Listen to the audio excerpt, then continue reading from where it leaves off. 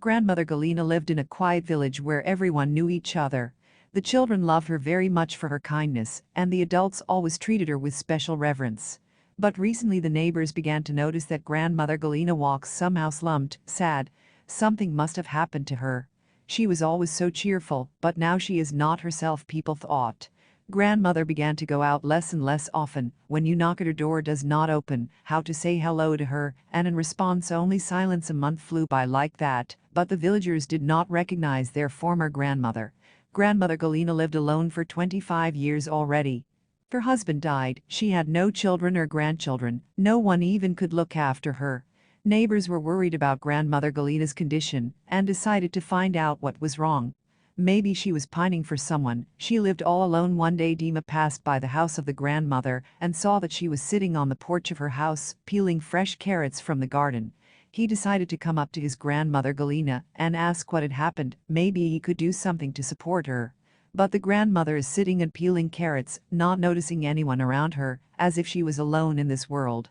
She takes the carrot in her hand, looks at it, thinks about something and keeps peeling it. Obviously something is wrong with her, thought Dima. Hello, dear Grandmother Galina, timidly said Dima, taking a seat next to the old woman. Well, hello, Dima, what do you want? Granny answered unkindly. I was passing by, I saw you sitting on the porch. Haven't seen you for a long time. And if I have seen you sad. Has something happened to you? Maybe there's something I can do, Dima said thoughtfully.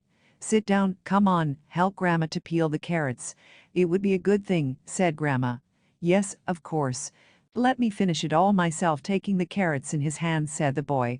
You just do not keep quiet. If there is any trouble, then tell me. We are almost like relatives in the village. We will try to help.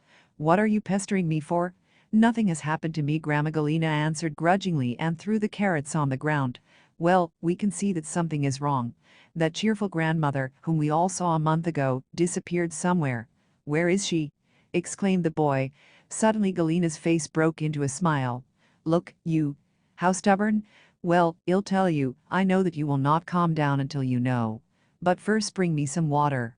Here's a bucket behind the porch, said Granny. The boy got up and went to get water. Grandma, are you kidding me?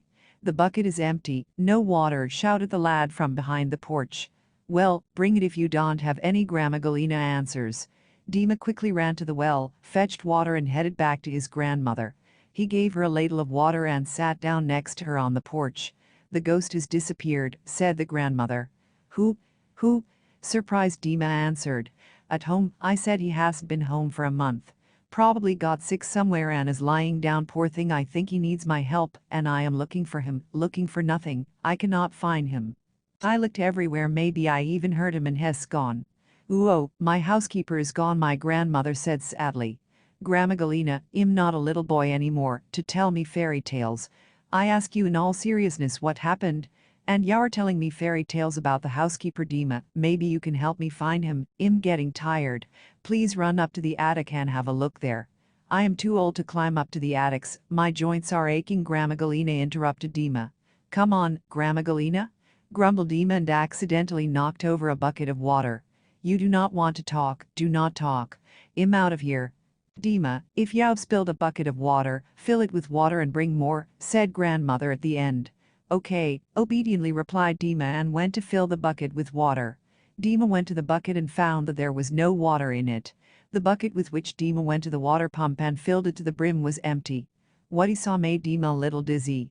Grandma Galina, there is no water in the bucket. I do not know where it disappeared. I do not see a hole, said Dima tiredly, turning back to the old woman. What do you mean? No water? Did you just go to the pump and bring back a bucket full? Or did you spill it all on the way? Granny Galina said in surprise. Well, yes, and now it's empty, said Dima thoughtfully. I cannot believe it. So Hess back? Granny smiled. Who is he? And why is he back? Dima said, frightened. The ghost is back? Hess a bit of a bully, he hides the water, then he brings it back. So Hess here. What a joy, come on, help me up on the porch, my legs are cramped with joy, said Grandma Galina.